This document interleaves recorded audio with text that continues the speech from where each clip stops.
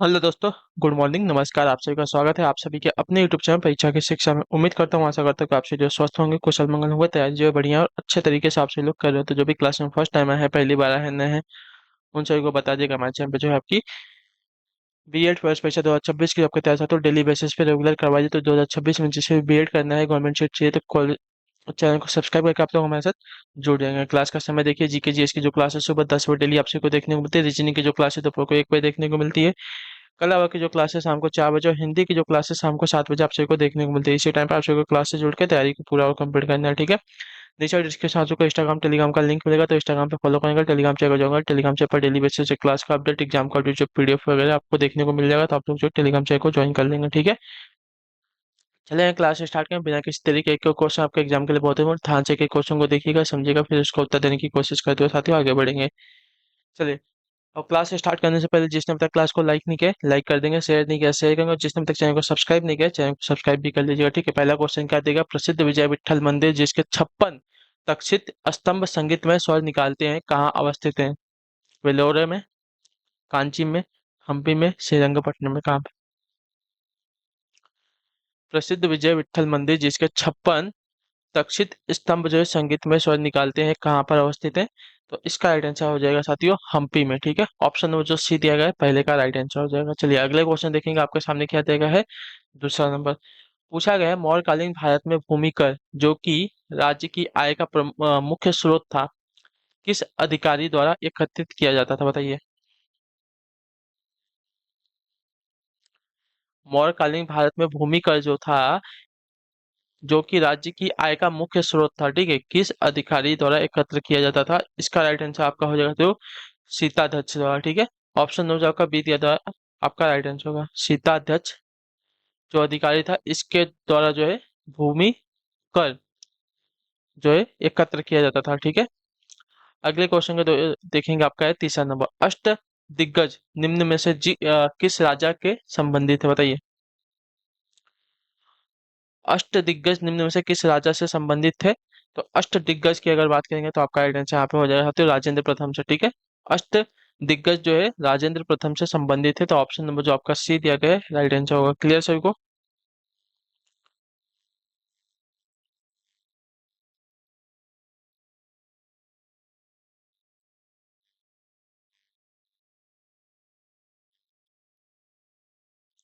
चलिए अगले क्वेश्चन को देखेंगे, आपका साथी है चौथा नंबर। क्या देगा? जैन साहित्य को निम्नलिखित में से इस नाम से भी जो है जाना जाता है, बताइए किस नाम से? जैन साहित्य को निम्न में से इस नाम से भी जाना जाता है, किस नाम से? तो आपका सही उत्तर हो जाएगा आगम के नाम से, ठीक है। ऑप्शन नंबर जो ए दिया गया है राइट आंसर हो जाएगा। जैन साहित्य को जो है आगम के नाम से भी जो है जाना जाता है। अगले क्वेश्चन को देखेंगे, आपका साथियों है 5वां नंबर। 19वीं सदी के महानतम फारसी समाज सुधारक कौन थे, बताइए। 19वीं सदी के महानतम फारसी समाज सुधारक कौन थे? तो देखिए, 19वीं सदी के महानतम फारसी समाज सुधार की अगर बात करेंगे तो आपका राइट आंसर यहाँ पे हो जाएगा साथियों बहराम जी एम मलबारी, ठीक है। ऑप्शन नंबर जो डी दिया गया है, आपका राइट आंसर हो जाएगा। क्लियर होगा इसके बारे में?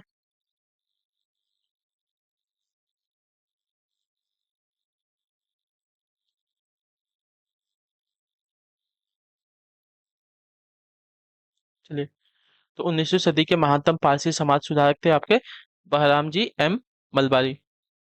अगला प्रश्न आपके सामने है 6वां नंबर, उत्तर देने की कोशिश करेंगे। राइट आंसर होगा निम्नलिखित में से किस संगीत तज्ञ ने राजा मानसिंह तोमर और गुजरात के बहादुर शाह के दरबार में सेवा दी थी, बताइए।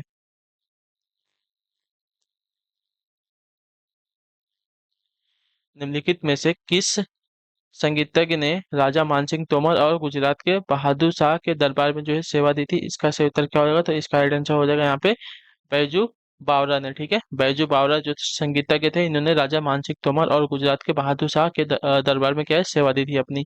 अगले क्वेश्चन को देखेंगे, आपका 7वां नंबर। वर्तमान में कितने उद्योग सार्वजनिक क्षेत्र के लिए आरक्षित है, बताइए। वर्तमान में कितने उद्योग जो है सार्वजनिक क्षेत्र के लिए आरक्षित हैं?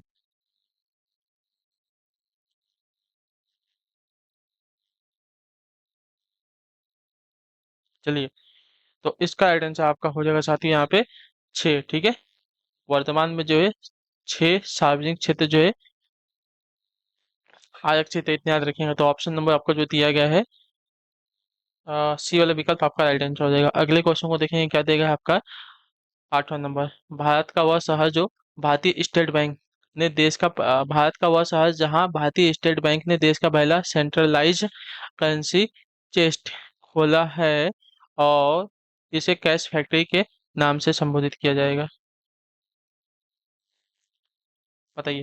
भारत का वह शहर जहां भारतीय स्टेट बैंक ने देश का पहला सेंट्रलाइज करेंसी चेस्ट खोला है और इसे जो है कैश फैक्ट्री के नाम से संबोधित किया जाएगा, कौन सा है शहर। तो इसका राइट आंसर हो जाएगा साथियों आपका लखनऊ शहर। ठीक है, ऑप्शन वो जो बी दिया गया है राइट आंसर हो जाएगा। क्लियर सभी को। चलिए अगला क्वेश्चन देखेंगे आपके सामने है क्वेश्चन नंबर 9।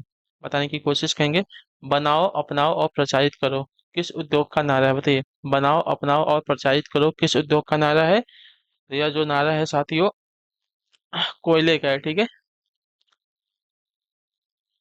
ऑप्शन नंबर जो बी दिया गया है राइट आंसर। बनाओ अपनाओ और प्रचारित करो, यह जो है कोयले उद्योग का नारा है। ठीक है, चलिए। बनाओ अपनाओ और प्रचारित करो। एक मिनट।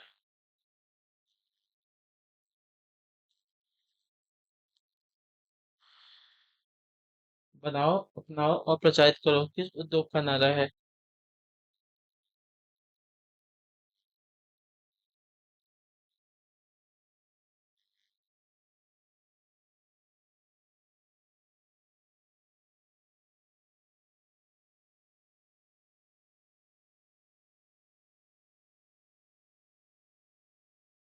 चलिए, तो यहाँ दिया नहीं है, कोयला दिया गया है। तो कोयला आपका सही कर लीजिए यहाँ पे। ठीक है, चलिए। वैसे तो मेरे ख्याल से कपड़ा होना चाहिए कि बनाओ अपनाओ और प्रचारित करो।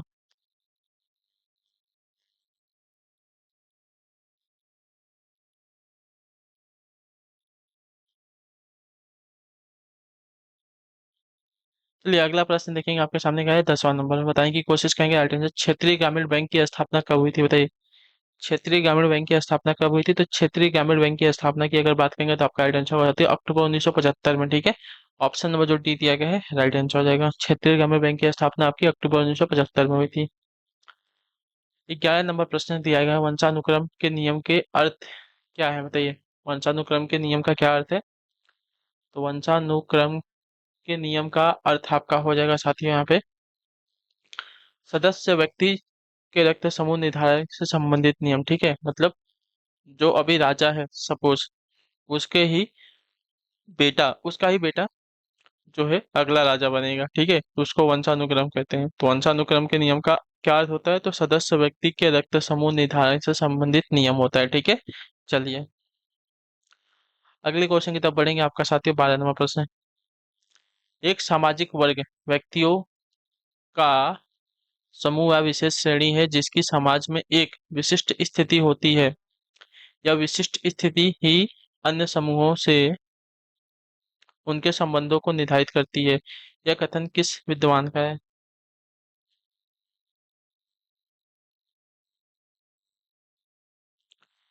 चलिए, तो यह कथन जो है हमारा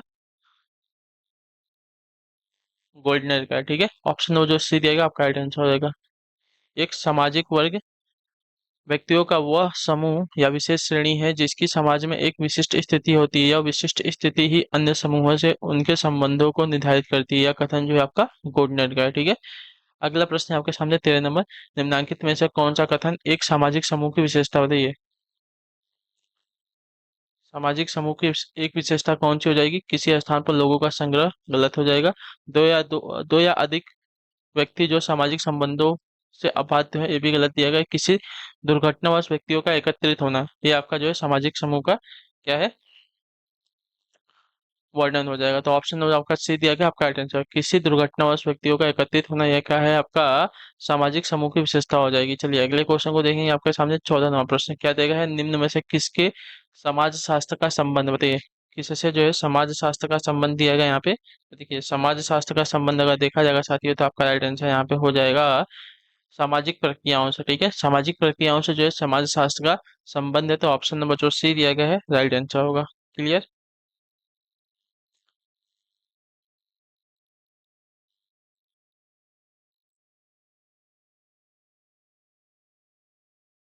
चलिए, समाज शास्त्र का संबंध जो है सामाजिक प्रक्रियाओं से है। अगले क्वेश्चन को देखेंगे, 15 नंबर है। उत्तर दीजिएगा। मूल्य एक धारणा है जो सांस्कृतिक या व्यक्तिगत हो सकता है, जिसके द्वारा चीजों की तुलना एक दूसरे के साथ की जा सकती है।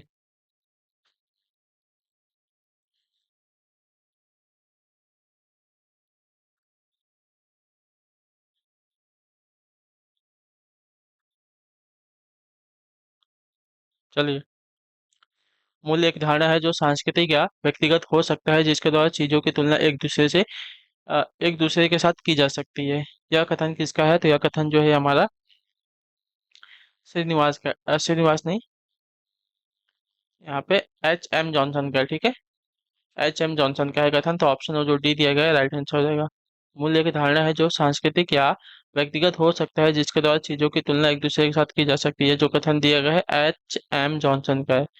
अगले क्वेश्चन को देखेंगे, आपके सामने है 16 नंबर।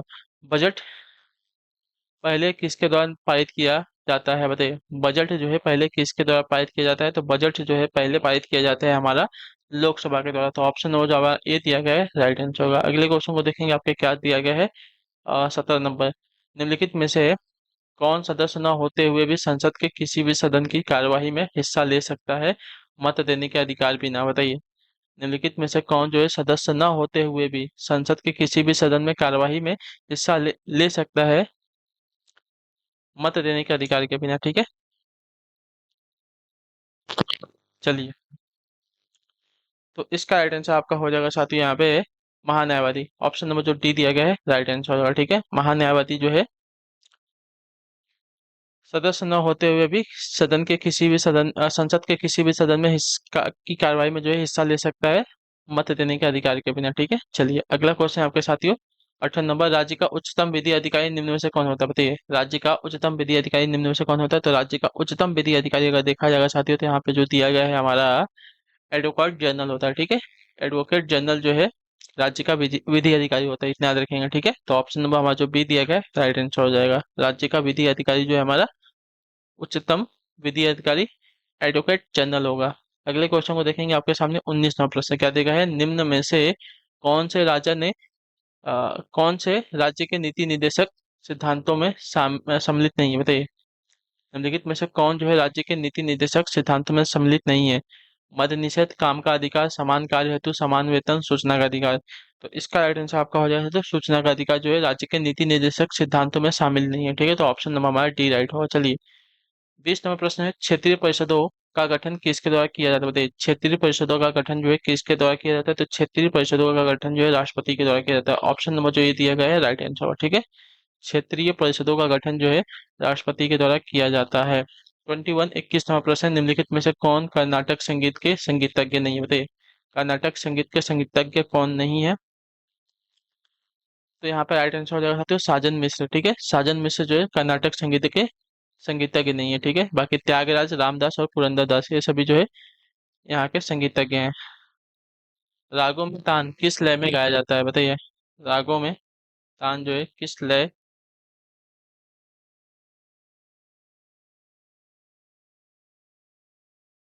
रागों में तान किस लय में गाया जाता है? इसका राइट आंसर क्या हो जाएगा? बताइए।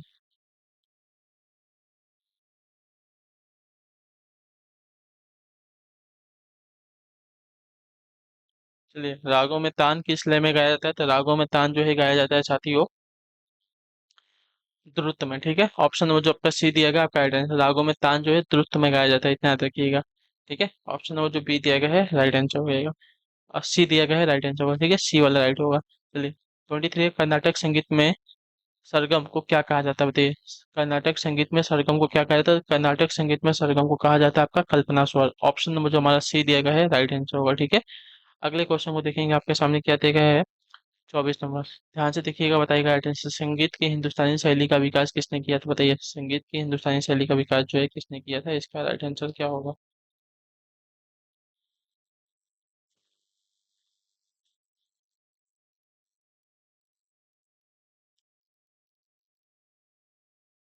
तो संगीत की हिंदुस्तानी शैली का जो विकास है यहाँ पे अमिर खुसरो ने किया था, ठीक है। ऑप्शन नंबर जो ये दिया गया है राइट आंसर। अगले क्वेश्चन को देखेंगे क्या देगा, 25 नंबर है।